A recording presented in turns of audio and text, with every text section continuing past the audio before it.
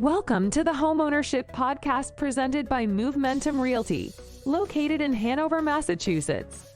This series covers all things real estate and the best practices for buying, selling, and owning property. Now here is your host, Sean Maloney. Welcome to episode 201. Why does my agent want my pre-approval letter? I'm your host, Sean Patrick Maloney. Thanks for joining me this week. This week I want to talk to you about an important subject when it comes to working with a real estate agent. Oftentimes we meet with clients and kind of the funniest reaction happens. The person that they're entrusting to make the most expensive purchase with them in their entire life, they don't trust. So they don't want to give them their pre-approval letter. I want to break that down today and talk to you about how important the pre-approval letter is to finding success in the process of buying a home, but also in the process of building a strong and healthy relationship with your real estate agent. Over here at Movementum Realty, we call our real estate agents Move Mentors because we think that they're not just a salesperson, but both a mentor and a guide in the process of buying, selling, and owning homes. You want to work with someone like that. You don't want to work with just any agent. You want to work with someone that you feel trust with and that you feel bonded with. We do have certain agreements, like our licensed law does protect you on certain levels, like Old Car, which is obedience, loyalty, disclosure, confidentiality, accountability, and reasonable care. We owe you those rights because that's actually the way the law works in the state. So if you're finding that a person is untrustable, you probably chose the wrong agent, and depending on the situation and the violation, there may even be violations there that could be reported. If a person's not giving you their time or energy, you certainly need to switch. But if somebody's breaking your confidentiality or not being a fiduciary for you, then there's a bigger problem there. You really want to make sure you get involved with the right firm. But if you're involved with the right firm, your pre-approval letter is safe. The pre-approval letter is important to your agent to guide you to the proper properties.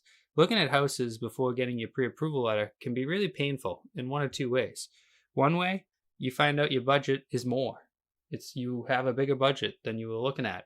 And for the past 3, 4, 5 weeks, you've been looking at houses smaller than you could afford, being unhappy about how you wish you had more, only because you did your own budget on the back of a matchbook and you didn't actually call a lender.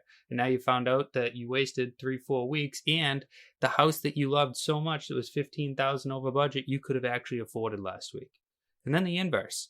You've been shopping at a price point only to find out that, yeah, you paid that amount on your rent, but when it comes to what the lenders will offer you, you can't qualify for that much. So now you have to cut $20,000 or $50,000 out of your budget. That hurts a lot. That's a master bedroom. That's a walk-in closet. That's a garage. Those are real things being removed from the housing. So you can't find a house, can't find a house, can't find a house. Finally, you do. Go get that pre-approval, and you find out the one that you thought was the one no longer is the one. It's the one that got away, and it never truly got away. You allowed yourself to believe that it got away. You allowed yourself to believe you could purchase a home you couldn't. The pre-approval letter is so important to getting everyone on the same page budget-wise so that there aren't any hurt feelings, lost emotions, and lost time. Other things people always worry about, right? So your social security number and other confidential information. It's not on the pre-approval letter.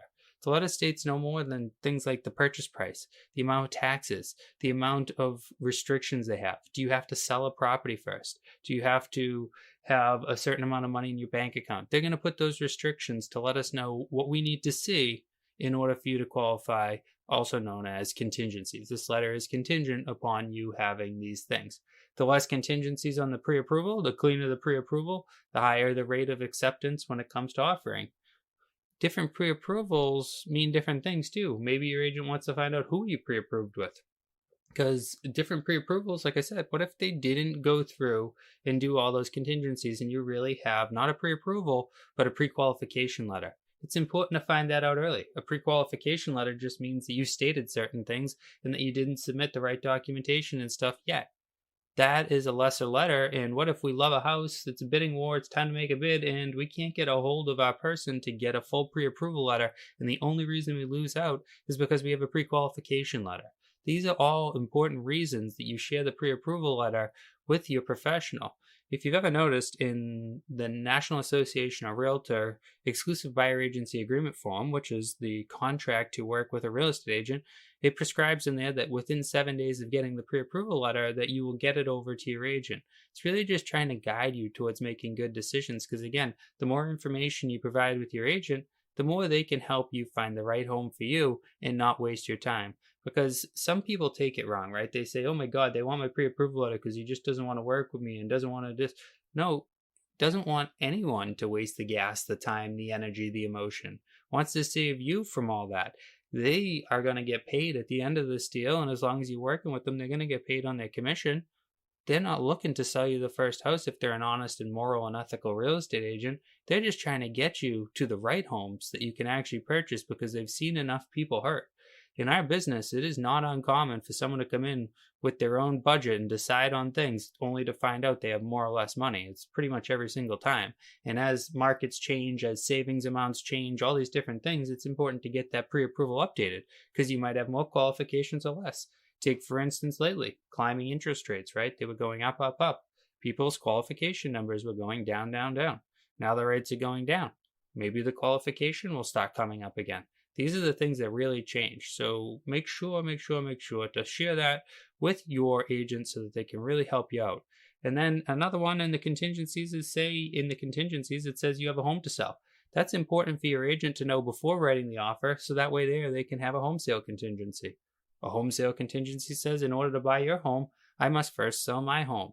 They can close the same day in one after the other type succession, but knowing that is important because otherwise I submit the offer and then I submit the pre-approval letter with the offer, which comes in at the last second.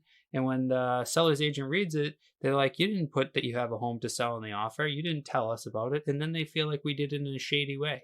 The more your agent knows about you, the more they can help you find success in the process. If you're looking for a Move mentor to help you in the process of buying, selling, or just learning more about the whole process, please reach out to us here at Momentum Realty. We'd love to help. If you haven't already done so, make sure to pound that subscribe button and tell everyone you know about this great free podcast on buying and selling and owning homes. Thanks so much for listening today, and I look forward to talking to you next week.